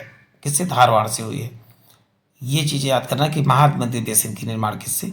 तो बताओ धारवाड़ जो है शैलों से किसकी हुई है? तो बताओ महानदी बेसिन की। अब बात करते हैं उड़ीसा की उच्च भूमि की बात करते हैं। यह गुजरात की पहाड़ियाँ उत्कल तट, कहते हैं उत्कल तट के किनारे है स्थित है। इस उच्च भूमि में क्या है? मलाईगिरी 1169 मीटर मेघसानी स्थित है। किसके? बताओ उड़ीसा की, उड़ीसा उच्च भूमि में। अब दंडकारण्य के बारे में बात अभी हुई थी, उनके भी बारे में बात करें। दंडकारण्य क्या है? उड़ीसा, छत्तीसगढ़ और आंध्र प्रदेश में विस्तृत है। कहाँ दंडकारण्य? उड़ीसा, छत्तीसगढ़ और आंध्र प्रदेश में विस्तृत है। इसमें तेल, उदांती, सबरी और सिलेरू नदियां बहती हैं। प्रदेश में दक्षिण पश्चिमी भाग में मलकानगिरी का पठार स्थित। मलकानगिरी का पठार कहाँ पर स्थित है? तो आप क्या बताओगे प्यारे साथियों? दंडकारण्य में ही स्थित है। ये 2 इकाइयों में विभाजित है। दंडकारण्य उच्च भूमि तथा दंडकारण्य घाट के रूप में जो है उच्च भूमि प्रदेश के अंतर्गत बस्तर का पठार, घाटों के अंतर्गत कालाहांडी का पठार स्थित। देखिए किसके अंदर, उच्च भूमि के अंदर आप बताओ बस्तर का पठार, घाट के अंदर जो है कालाहांडी का पठार। अब तेलंगाना आंध्र प्रदेश का पठार, अभी सबको मैप पे देख रहे हैं। इस पठार के दो सूक्ष्म इकाइयां हैं, कौन सी, तेलंगाना या रायलसीमा उच्च भूमि का पठार, या लसीबा पठार समतल भूमि। जबकि भूगर्भिक दृष्टि से प्रदेश के प्रायद्वीपीय का समतलीकृत भाग, जिसे प्रधानता कैम्ब्रियन पूर्व नीच शैलों में पाई जाती है। किसमें, तेलंगाना नीच शैलों की बनी है। अब बात करते हैं कर्नाटक का पठार की बात कर लेते हैं। कर्नाटक केरल के कुछ भाग पर स्थित है। मुल्लायनगिरी या बाबा बुदन पहाड़ियों के सर्वोच्च शिखर है, जबकि यहाँ पर कुंद्रेमुख द्वितीय सर्वोच्च शिखर है। जबकि बाबा बुदन क्या है, अब तक सबसे ऊंची पहाड़ी है। अब बात होती है सेवराय। अब यहाँ पर देखिए तमिलनाडु के पठार, यह पठार दक्षिण सह्याद्री तमिलनाडु या तटीय मैदानों पर विस्तृत है। यहाँ जवादी, सेवराय, कालरायन या पंचमलाई की पहाड़ी पाई जाती हैं। जवादी व सेवराय पहाड़ियाँ, इसकी रचना जो है चारकोनाइट से हुई। किसकी, इन तमिलनाडु की पठार का निर्माण चारनोकाइट शैल से, नीस और चारनोकाइट से हुआ है। अब बात करते हैं यहाँ पर और भी कुछ जो है पठार है उनके बारे में। देखिए पश्चिमी घाट, या पश्चिमी घाट को ही क्या कहा जाता है, सह्याद्री कहा जाता है, या तापी के मुहाने। देखिए पश्चिम को बार बार आपको कह रहा हूँ, पश्चिमी घाट ये वाला पार्ट है पश्चिमी घाट, इसको सह्याद्री के नाम से जाना। पश्चिमी घाट की पहाड़ियों के बारे में बात करें, वो हमने बात किया, कहता है पूर्वी घाट की पहाड़ियों की। अब हम बात करते हैं पश्चिमी घाट की पहाड़ियों के बारे में बात कर लेते हैं। प्यार साथियों कुछ बने रहें। देखिए पश्चिमी घाट या तापी के मुहाने से, कहाँ, ताप्ती या तापी के मुहाने से कन्याकुमारी तक 1600 किलोमीटर की लंबे क्षेत्र तक विस्तृत है। अवरोधी पर्वत यानी ब्लॉक माउंटेन, ये ब्लॉक माउंटेन है, एक प्रकार का क्या है तो बताओगे, अवरोधी पर्वत है या ब्लॉक माउंटेन है। उत्तरी सह्याद्री का सबसे सर्वोच्च शिखर क्या है तो बताओ, कालसूबाई क्या है। तो उत्तरी सह्याद्री की सबसे ऊंची चोटी क्या है तो कालसूबाई है। उत्तरी सह्याद्री, बार बार का, उत्तरी सह्याद्री की ही सबसे ऊंची चोटी कालसूबाई है। अब बात है महाबलेश्वर की, दूसरी सबसे छोटी है कहाँ की तो बताओगे, पश्चिमी जो है पहाड़ी की, किसकी तो आप बताओगे, दूसरी सबसे ऊंची चोटी है यहाँ जहाँ कृष्णा नदी निकलती, कहाँ, महाबलेश्वर से कृष्णा नदी निकलती है। दक्षिण सह्याद्री का सर्वोच्च शिखर क्या है, कुद्रेमुख है। पूर्वी घाट एवं पश्चिमी घाट के पर्वत नीलगिरी पर्वत ग्रंथि से मिलते हैं, जिसका सर्वोच्च शिखर क्या है, डोडा बेटा है। नीलगिरी की सबसे ऊंची चोटी क्या है तो आप बताओगे, दोदा बेटा। यहाँ पूर्वी घाट और पश्चिमी घाट का मिलन बिंदु कहा जाता है। अब बात करते हैं दोड्डा बेटा 2623 मीटर है। अब बात है दक्षिण भारत का दूसरा सर्वोच्च शिखर क्या है, ऊटी उटकमंड नीलगिरी में स्थित है। ऊटी उटकमऊ तो अब तो नीलगिरी में स्थित है। नीलगिरी दक्षिण से अन्नामलाई की पहाड़ियाँ हैं। इसकी अनायमुड़ी चोटी जो है दक्षिण भारत का सर्वोच्च शिखर है। सर्वोच्च शिखर या पाल घाट के दर्रे द्वारा नीलगिरी से अलग होती है। पाल घाट के दर्रे द्वारा किससे, नीलगिरी से कौन अलग होता है तो बताओगे, अन्नामलाई की पहाड़ी। अन्नामलाई की एक शाखा उत्तर पूर्व में पलनी की पहाड़ियाँ पाई जाती है। उत्तर पूर्व में पलनी पहाड़ियाँ पाई जाती हैं, जबकि दक्षिण में कार्डमम या इलायची की पहाड़ियाँ के रूप में पाई जाती है। देखिए यहाँ पर ध्यान देना, अन्नामलाई की एक शाखा उत्तर पूर्व में, उत्तर पूर्व किसे कहते हैं, मैप यहाँ पर देखिए, उत्तर पूर्व इस वाले पार्ट को कहते हैं, उत्तर पूर्व इस वाले पार्ट को कहा जाता है पालनी पहाड़ी। जबकि दक्षिण में यहाँ इस साइड दक्षिण में कौन से, कार्डमम पहाड़ियाँ जो है के रूप में फैली है। अब देखिए बात करते हैं आगे, कार्डमम पहाड़ियों के दक्षिण में नागर कोइड और पहाड़ियाँ कोडाई कनाल पालनी पहाड़ियों पर स्थित है। अब देखिए यहाँ पर दर्रों के बारे में बात कर लेते हैं, पश्चिमी घाट के प्रमुख दर्रों के बारे में। पश्चिमी घाट की बात हो रही है, यानी कि भारत का ये पार्ट, ये भारत को किया जाए। प्रमुख दर्रों में पहले दर्रे की बात करते हैं। देखिए पहला कौन सा, थाल घाट दर्रा कहाँ पर है आप बताओगे, महाराष्ट्र में है। और अब इसका विस्तार कहाँ से, तो मुंबई, नागपुर और कोलकाता रेल मार्ग कहाँ से गुजरता है आप बताओगे कि थाल घाट दर्रा। वही भोर घाट दरानी कहाँ पर है तो बताओ महाराष्ट्र। ये भी महाराष्ट्र की ये दोनों दर मल्टीपल टाइप रिपीटेड, तो उसको आप स्क्रीनशॉट जरूर ले लें। देखिए इसमें कहा मुंबई पुणे बेलगांव चेन्नई रेल मार्ग और सड़क मार्ग, देखिए रेल मार्ग और सड़क मार्ग दोनों गुजरते हैं इसी से। अब बात करते हैं पाल घाट। पाल और पाल केले का पाल लगाते तो ऐसे याद कीजिए केरल में कौन सा पाल घाट था। अब बात करते हैं कालीकट त्रिचूर कोयम्बटूर कोच्चि के लिए रेल और सड़क मार्ग दोनों कहाँ से, बताओ पाल घाट दर्रे से। अब सेनकट्टा, ये बहुत इंपॉर्टेंट आने वाला, देखिए सेनकट्टा दर्रा पूछा गया हुआ है तो ये बताएंगे आप तिरुवनंतपुरम और मदुरई से, और कहाँ पर बताओ तमिलनाडु में स्थित है। अब सभी घाटों की बात कर लेते हैं, पूर्वी घाट और पश्चिमी घाट, इन सब की भी चर्चा करने जा रहे हैं, बस बने रहे यहाँ प्यारे साथियों। देखिए पूर्वी घाट या महानदी घाटी से नीलगिरी तक कितना 1300 किलोमीटर की लंबाई में फैला हुआ है। कितना 1300, याद करने ना कितना, पूर्वी घाट कितना 1300। और वहीं पर बात करते हैं, देखिए कौन कौन से, सेवराय जवाई और नल्लामलाई पालकोंडा नीलगिरी विशाल विशाखापट्टनम 1680 किलोमीटर पूर्वी घाट की सर्वोच्च चोटी। विशाखापट्टनम क्या है, पूर्वी घाट की सर्वोच्च, जबकि तथा महेंद्रगिरी क्या है दूसरी सर्वोच्च चोटी है। तो ये क्या है, ये पूर्वी घाट की तटकों की बात हो गई है। अब आगे बात करते हैं विशाल मैदान, और इन सबको मैप से भी देखेंगे, मैं पूरा आपको दिखा दे रहा हूँ, मैप ही देखिए सब पूरा मैप से देखेंगे, बस बने रहें आप भटके नहीं। अब बात करते हैं, देखिए उत्तर भारत की विशालतम मैदान की, उत्तर उत्तर में उत्तर में हिमालय तथा दक्षिण में प्रायद्वीपीय पठार कि भी 7 लाख वर्ग कितने में फैला हुआ है, आप बताओगे। उत्तर भारत का विशाल मैदान 7 लाख वर्ग क्षेत्र में फैला हुआ है। और किससे, काप प्रदेश, इसी कापीय प्रदेश कहा जाता है, मतलब यहाँ मिट्टी ज्यादा पाई जाती है, मतलब उपजाऊ मिट्टी। और कौन कौन से, सिंधु गंगा ब्रह्मपुत्र एवं उनकी सहायक नदियों द्वारा लाई गई और साधों से निर्मित है। कोड़, आपने देखा नदियां आती है तो बहुत कुछ बहा के लाती हैं, और एक जगह जब शांत हो जाता है। अब बात करते हैं प्यारे साथियों आगे, कितना, अब ये मैदान 2400 किलोमीटर की लंबाई तथा 1,50,480 किलोमीटर की चौड़ाई में विस्तृत है। काप निक्षेपों की प्रकृति प्रवणता अफवाह आदि के आधार पर विशाल मैदान निम्नलिखित भागों पर। अब विशाल मैदानों को कैसे कैसे विभाजित किया गया, इनके बारे में बात करते हैं। भारत का, उत्तर भारत के, देखिए पहले भाबर की बात होती है, फिर दूसरा तराई बांगर खादर, इन सब की बात चर्चा कर लेते हैं। देखिए तराई प्रदेश क्या होते हैं, भाबर कंकड़ीले पत्थर, जहां नदियां पत्थरों के नीचे से बहने लगती हैं, बड़े बड़े पत्थर तो लेके आई थी तोड़ के, लेकिन अब उसके नीचे से बहने लगती हैं। देखिए इसमें कहा गया है शिवालिक तलाटी के सहारे सिंधु की तीस्ता नदी तक विस्तृत है।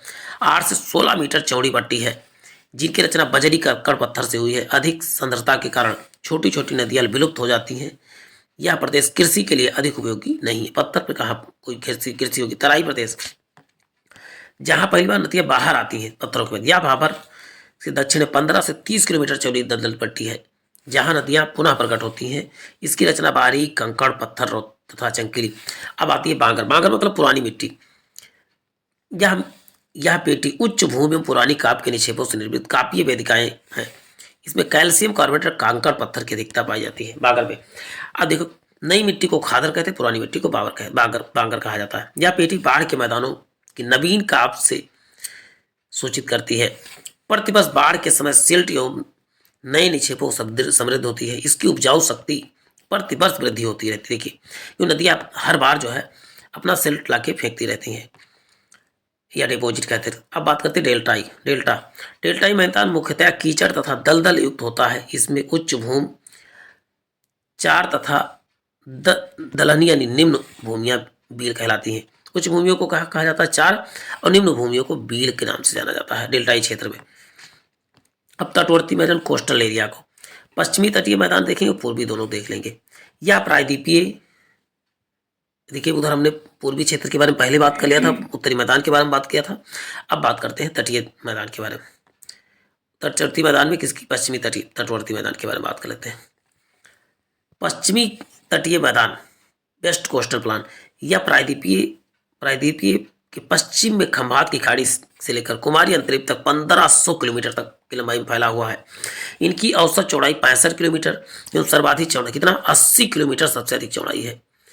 नर्मदा और ताप्ता नदी के मुहाने के निकट पर है। यहाँ की अधिकतर नदियां ज्वार नदमुख बनाती, मतलब क्या है, समुद्र में समान बिना डेल्टा बनाए ही जो है समुद्र में शामिल हो जाती है, समुद्र में विलीन हो जाती हैं। अब देखिए बात करते हैं पश्चिम तट कौन कौन से हैं। देखिए एक गुजरात का तट हो गया, गुजरात का तटीय मैदान ये इसको, और दूसरा कोंकण का तट, और तीसरा कन्नड़ तट, और चौथा क्या हो मालाबार तट। अब इन सबको तटीय मैदान की लंबाई कितनी, तो क्षेत्र कितना 6100 किलोमीटर है लंबाई। अब पूर्वी तट में कोरोमंडल तट, आंध्र प्रदेश का तट, उत्कल तट। अब इन सबको मैप में देख लेते हैं। देखिए मैप में बहुत सारी चीज़ें, जितनी चीज़ें हम बताएं सब कुछ है इसमें। देखिए अब गुजरात के तट को देखिए, यहाँ पर लिखा भी हुआ है काकरापार तट, इसी को कन्नड़ को कहते हैं, गुजरात का तट। अब बात करते हैं, देखिए अभी और भी चीज़ें में देखिए, यहाँ पर कोंकण तट किसे बोलते हैं, तो बताओ कि महाराष्ट्र से गोवा, पूरा महाराष्ट्र तथा गोवा तक के तट को कोंकण तट कहा जाता है। जबकि कन्नड़ तट, कर्नाटक के तट को कन्नड़ तट कहा जाता है। और वही अब बात होती है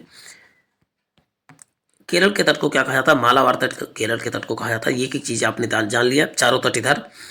अब बात करते हैं, देखिए यहाँ पर जो आप देख रहे हैं कि मुंबई, मुंबई क्या आप जानते हैं कि किसकी राजधानी है, तो आप बताओ महाराष्ट्र की राजधानी है। और ख़ास बात क्या, सबसे बड़ा जो है बंदरगाह भी कहाँ, मुंबई में ही है। अब बात करते हैं, देखिए इधर तुतिकोरिन, तुतिकोरिन तो यहाँ पर क्या है, तो आप बताओगे ये भी क्या है, बंदरगाह है। लेकिन हमको बंदरगाह नहीं, यहाँ पर कोरोमंडल तट कौन सा, तो बताओ कोरोमंडल तट किसे बोलते हैं, तमिलनाडु को तट को कोरोमंडल तट। जबकि उड़ीसा के तट को उत्कल, उड़ीसा उत्कल बड़े आसानी से याद कर सकते हैं। अब एक कौन बच्चा है, तो आप क्या बताओगे, बता उत्कल का मैदान। और एक आंध्र प्रदेश वाला देखिए यहीं कहीं होगा। अब देखिए ये जो सब चीज़ें दिख रही हैं आपको और एक्स्ट्रा इन्फॉर्मेशन, इसको पहले हम डिस्क्रिप्टिव देख लेते हैं, फिर उसके बाद मैप में आते हैं। चलिए इसमें देखते हैं, पहले महत्वपूर्ण बिंदु और सब चीज़ें मिलेंगी, बस बने रहें। देखिए महत्वपूर्ण बिंदु में ये सब तो आपने जान ही, देखिए कोंकण तट किसे, गुजरात से गोवा तक, कन्नड़ तट आपने देखा ही गोवा से, मैंगलोर तट, मालाबार तट जो है मैंगलोर से कन्याकुमारी तक। अब बात करते हैं आगे। देखिए यहाँ पर एक इम्पॉर्टेंट और, मालाबार तट में अनेक लैगून जल है, झील है, और जिन्हें क्या कयाल कहा जाता है, जैसे अष्टमुदी झील और वेमनाथ झील जो है क्या है, तो बताओ कि लैगून झील है। लैगून जो समुद्र द्वारा बनाया गया झील। अब देखिए पूर्वी तटीय को दो, अब कई देखा, तो उत्तरी सरकार तट और कोरोमंडल तट, इन सबकी चर्चा देखिए कर लेते हैं। महानदी और कृष्णा नदियों के मध्य विस्तृत यह तट जो है उन्मग्न तट है। अब वही बात करते हैं, और ये क्या है, चिल्का झील एक प्रमुख लैगून है इसमें से। अब चिल्का झील कहाँ, उड़ीसा में है। कोरोमंडल तट यह कृष्णा डेल्टा से कन्याकुमारी तक विस्तृत है। यह एक प्रकार का लैगून, लैगून यहाँ पर अनुपस्थित होता, मतलब लैगून झील नहीं है। अब महत्वपूर्ण बिंदु के बारे में देखते हैं। देश के कुल क्षेत्रफल का 10.7% भाग पर पर्वत श्रेणी का विस्तार है, जिसकी ऊंचाई समुद्र तट से 2135 मीटर से अधिक है। समुद्र तट से 305 से 915 मीटर तक की ऊंचाई वाले पठारी भाग का विस्तार भी देश के 27.7%। देखिए कि चीज़ें आपको नोट कर लेना। देखिए पठार का कितना बताओ, 27.7। अब वही बता रहे पर्वत का, तो आप बताओ 10.7 है, डायरेक्ट 10 कह सकते हो या 11। अब बात करते हैं, जबकि शेष 43% पर क्या है, विशाल मैदान है। अब आगे देखिए, भारत के ध्रुव दक्षिणी भाग भूमध्य रेखा, यानी दक्षिण भाग से भूमध्य रेखा, यानी कन्याकुमारी से कहा जाए कितना, 876 किलोमीटर भूमध्य रेखा दूर है। देश का एकांतिक आर्थिक जोन संलग्न क्षेत्र जो आगे 200 समुद्री मील तक है, 200 समुद्री मील तक कुछ अधिकार प्राप्त है इसे, जिसे अनन्य जोन कहा जाता है। गंगा का विशाल मैदान के दक्षिण से लेकर कन्याकुमारी तक त्रिभुजाकार आकृति से लगभग 26 लाख वर्ग किलोमीटर की छत प्रायद्वीपीय पठार के भाग में फैला हुआ है। पश्चिमी समुद्र तटीय मैदान का विस्तार गुजरात के में कच्छ की खाड़ी से लेकर कुमारी अंतरिक्ष तक पाया जाता है, जिसकी औसत चौड़ाई कितना 64 किलोमीटर है। अब पुलिकट झील एक प्रकार का क्या है, तो लैगून झील है, जिसके आगे श्रीहरिकोटा जिनमें क्या है, द्वीप है। कौन सा, इसका नाम क्या, सतीश धवन स्पेस केंद्र कहा, तो बताओ पुलिकट झील के ही पास है। गुजरात की सबसे ऊंची चोटी क्या है, गिरनार पहाड़ियों स्थित, जिसमें गोरखनाथ चोटी है, 1117 किलोमीटर है। केरल नदियों और तालाबों के संबंध में बहुत अधिक समृद्ध है। 105 किलोमीटर समुद्री तट वाले गोवा में रेतीले तट, मुहाने एवं अंतरीप है। इसकी भीतरी हिस्से में निचले पठार लगभग 1220 किलोमीटर ऊंचे होते हैं। अब देखिए आगे बात होती है, गोवा की दो प्रमुख नदियां कौन है, बताओ, मांडवी और ज्वारी के मुहाने में क्या है, गोवा का द्वीप जो है स्थित है। कौन सा, मांडवी तथा ज्वारी नदी के मुहाने पर। नागालैंड का लगभग समूचा हिस्सा ही पर्वतीय है। नागालैंड की सबसे ऊंची चोटी माउंट सारामती, जिसकी ऊंचाई कितना है 3826 किलोमीटर है। विश्व की तीसरी सबसे बड़ी और ऊंची चोटी कंचनजंगा को सिक्किम की रक्षा देवी, कंचनजंगा को क्या कहा जाता है? सिक्किम की रक्षा देवी के नाम से जाना जाता है। ये इंपॉर्टेंट फैक्ट है आपके लिए। मालाबार का तटीय मैदान केरल का तटीय मैदान है। देखिए, मालाबार का तटीय मैदान ही केरल का तटीय मैदान है। इंपॉर्टेंट पॉइंट था। अब द्वीपों को देख लेते हैं, अभी फिर मैप में भी द्वीपों को देखेंगे। भारत में 247 द्वीप सम्मिलित है, जो बंगाल की खाड़ी 200, बंगाल की खाड़ी में तो कितना 204 द्वीप, और उसके बाद अरब सागर की खाड़ी में मात्र 36 द्वीप बिखरे हुए हैं। अंडमान एवं निकोबार द्वीप समूह के बारे में बात कर लेते हैं। यह द्वीप समूह 10 डिग्री चैनल द्वारा पृथक होता है, छोटा अंडमान तथा कार निकोबार द्वारा। इसकी दक्षिणी बिंदु को इंदिरा पॉइंट के नाम से जाना जाता है। इसी को पिग्मेलियन पॉइंट, देखिए दोनों को की चर्चा की, इंदिरा पॉइंट या पिग्मेलियन पॉइंट के नाम से जाना जाता है। डंकन पास छोटा अंडमान तथा बड़ा अंडमान के बीच स्थित है। छोटा अंडमान तथा बड़ा अंडमान के बीच क्या स्थित है, तो बताओ कि डंकन पास स्थित है। यहाँ पर नारकोंडम एक सुसुप्त ज्वालामुखी, नारकोंडम तथा बायरन द्वीप क्या है? सुसुप्त, जबकि बायरन द्वीप क्या है, तो बताओगे जीवित या कहते हैं सक्रिय ज्वालामुखी है। अब सैंडल पीक 732 मीटर। अंडमान निकोबार द्वीप की क्या है सबसे ऊंची चोटी क्या है? अब बताओगे सैडल पीक है। लैंडफॉल द्वीप अंडमान निकोबार द्वीप समूह की सबसे उत्तरी द्वीप है। यह मेमार्क से कोको जलमार्ग द्वारा अलग होता है। मध्य अंडमान निकोबार द्वीप समूह सबसे बड़ा द्वीप है। कौन सा? अब तो मध्य अंडमान जो है अंडमान निकोबार द्वीप समूह का सबसे बड़ा द्वीप है। कौन सा? मध्यमान, बड़ा। ये चीजें देखिए कितना इंपॉर्टेंट है इसमें। यह म्यांमार से कोको जलमार्ग द्वारा अलग होता है। मध्य अंडमान निकोबार सबसे बड़ा है। दक्षिणी अंडमान में द्वीप समूह राजधानी पोर्ट ब्लेयर है। दक्षिणी पोर्ट ब्लेयर किस में है, तो होता है दक्षिणी अंडमान में है। देखिए, एक चीज आपके लिए इंपॉर्टेंट साबित होना, बस एक वीडियो आप ध्यानपूर्वक देख लीजिए। अब द्वीप समूह के बारे में बात करें, देखिए अरब सागर वाले में, देखिए अरब सागर में कौन सा आता है? लक्षद्वीप में लगभग 43 द्वीप समूह आते हैं, जबकि टोटल द्वीप समूह कितना आता है? 247 है। अब इसका आप देख लेते, बहुत ज़्यादा मैप आप देखना चाहें तो देख ले। ये क्या है? ये भारत को मैप बना दिया जाए तो ये बता रहे ये अरब सागर वाले द्वीप समूह है। और इधर जो आपको देख रहे हैं ये जो है बंगाल की खाड़ी वाले हैं। देखिए इसमें सब दिख रहा है आपको। अंडमान निकोबार द्वीप समूह, मरकत, ये एमराल्ड द्वीप तरफ से दिख रहा है ना आपको। देखिए लैंडफॉल द्वीप ये इधर पड़ता है, कोको स्टेट के पास। वहीं सैंडल जो आपको देख रहे हैं नारकोंडम द्वीप उत्तरी अंडमान, मध्य अंडमान, और उसके बाद दक्षिणी अंडमान पोर्ट ब्लेयर। देखिए एक एक चीजें द्वीपें आपको दिख रही हैं प्यारे साथियों। देखिए दक्षिणी अंडमान पोर्ट ब्लेयर कहाँ पर है, तो दक्षिणी अंडमान में भी बात हो चुकी है। मध्य अंडमान में ही क्या है, तो बताओ बायरन द्वीप है। सबसे बड़ा जो है द्वीप कौन सा, तो मध्य अंडमान है। और वहीं पूछा जाए कि कोर निकोबार नहीं, कार निकोबार लिखना चाहिए था। अब यहाँ पर ग्रेट निकोबार द्वीप में ही क्या है, तो बताओ इंदिरा पॉइंट है। सबसे निचला आप बताओ अंडमान का कौन सा द्वीप, बताओ ग्रेट निकोबार, यानी कि महान निकोबार कह सकते हैं। अब यहीं से आप जाते हो ग्रैंड चैनल जो है होता है, जिसको सुमात्रा यानी इंडोनेशिया को अलग करता है भारत को। ये देखिए याद के जावा सुमात्रा आपको दिख रहा है, इंडोनेशिया पार्ट है। और इधर आपने देखा ये मालदीव वाला पार्ट क्या है, मालदीव है। अब यहाँ पर देखिए आपको बन रहा है, देखिए 9 चैनल क्या करता है, मालदीव को मिनी काय से अलग करता है। देखिए यहाँ पर आपको दिख रहा है मालदीव को मिनी काय से 8 डिग्री सेल्सियस, देखिए मिनी काय को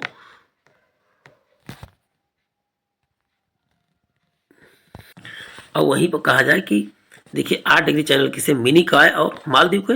और जबकि यदि यही कहा जाए 9 डिग्री चैनल जो मिनी काय को लक्षद्वीप से अलग करता है। लक्षद्वीप एक अलग द्वीप भी है। अब देखिए बात करें अरब सागरीय द्वीप के बारे में बात कर लेते हैं। पहला लक्षद्वीप के बारे में बात कर रहे हैं। अरब सागरीय द्वीपों को लक्षद्वीप समूह में 36 द्वीप समूह, देखिए कितने हैं लक्षद्वीप में, 36 द्वीपों का समूह है, जो परवाल एक मूंगे के खोल से बना हुआ है। इसका क्षेत्रफल 180 वर्ग किलोमीटर, इनमें से केवल 10 द्वीप आबाद है, इस तरफ जहां आबादी रहती है। आद्रोतो द्वीप लक्षद्वीप का सबसे बड़ा द्वीप लक्षद्वीप का क्या है, तो आद्रोतो द्वीप है। देखिए ये इंपॉर्टेंट फैक्ट हो सकता है आपके लिए। लक्षद्वीप की राजधानी कावारत्ती द्वीप, लक्षद्वीप की राजधानी कौन सी, कावारत्ती जो है एक द्वीप पर स्थित है। अब बात करते हैं मिनिकॉय दक्षिणतम द्वीप है। मिनिकॉय क्या है, दक्षिणतम द्वीप है, जो शेष कितने 9 डिग्री चैनल से पृथक होते हैं। मिनिकाय 8 डिग्री चैनल द्वारा मालदीव से पृथक पृथक होता है। सबसे ऊपर में स्थित द्वीप समूह अमीन द्वीप है। सबसे ऊपर में कौन सा? अमीन द्वीप है। देखिए एक एक फैक्ट इसमें इंपॉर्टेंट है। यह द्वीप मत्स्य उत्पादन के लिए, पर्यटन के लिए जाना जाता है। अमीन द्वीप। एलिफेंटा द्वीप मुंबई के पास स्थित है। यह गुफा मंदिरों के लिए प्रसिद्ध पर्यटन है। सालसेट द्वीप पर बसा हुआ। मुंबई किस पे है तो बताओगे? सालसेट द्वीप पर है। यूनेस्को वेबसाइट के अनुसार भारत का सबसे बड़ा द्वीप मंजुली द्वीप है, जो ब्रह्मपुत्र असम नदी द्वारा बनाया गया है। सबसे छोटा द्वीप उमानंदा श्री ब्रह्मपुत्र नदी पर स्थित है। सबसे छोटा द्वीप कौन सा तो बताओगे? उमानंदा है, किस ब्रह्मपुत्र नदी पर बना हुआ है। उड़ीसा तट पर स्थित हुलर द्वीप, जिसे डॉक्टर अब्दुल कलाम द्वीप के नाम से जाना जाता है। इसका प्रयोग मिसाइल प्रयोगशाला के लिए किया था। 1970 में भोला चक्रवात के बाद न्यू मूर द्वीप उभरा। यह अभी जलमग्न है, किंतु भारत एवं बांग्लादेश के बीच से क्या हुआ तो बताओ? विवाद है। अब तटीय यानी कोस्टल आइलैंड की बात कर लेते हैं। भारत के कई अपतटीय द्वीप हैं। अपतटीय द्वीप कौन कौन से आप बताओगे? बेस्ट पहले पश्चिमी तटीय द्वीप देखेंगे। पीरम बैसला कहाँ? काठियावाड़ यानी कि कह सकते हैं गुजरात वाले तट को। खलिया बेट अलिया बेट कहाँ? तो नर्मदा और ताप्ती के मुहाने पर है। एलिफेंटा सालसेट बूचर कहाँ पर? तो मुंबई के निकट है। अब पूर्वी तटीय मैदान के बारे में जो है इंपॉर्टेंट सबको देखें, सभी नहीं। न्यू मूर गंगा सागर द्वीप आप बताओ? गंगा डेल्टा पर है। पंबन द्वीप क्या? मन्नार की खाड़ी पर स्थित है। व्हीलर या वर्तमान के नाम इसका अब्दुल कलाम द्वीप है। ये क्या? महानदी और ब्राह्मणी नदी के मुहाने पर है। तो प्यारे साथियों, ये सेशन यही समाप्त होता है। मैप आपको एक बार दिखा देता हूँ पूरा, उसके बाद सेशन बहुत लंबा हो जाएगा, नहीं तो फिर आपको मैप में जूम इन कर दे रहा हूँ। एक बार इसको स्क्रीनशॉट लेके आप जरूर देखें किस सब चीज़ों को। तो प्यारे साथियों, आज के लिए इतना ही। फिर मिलते हैं नए सेशन में। जय हिंद, जय भारत।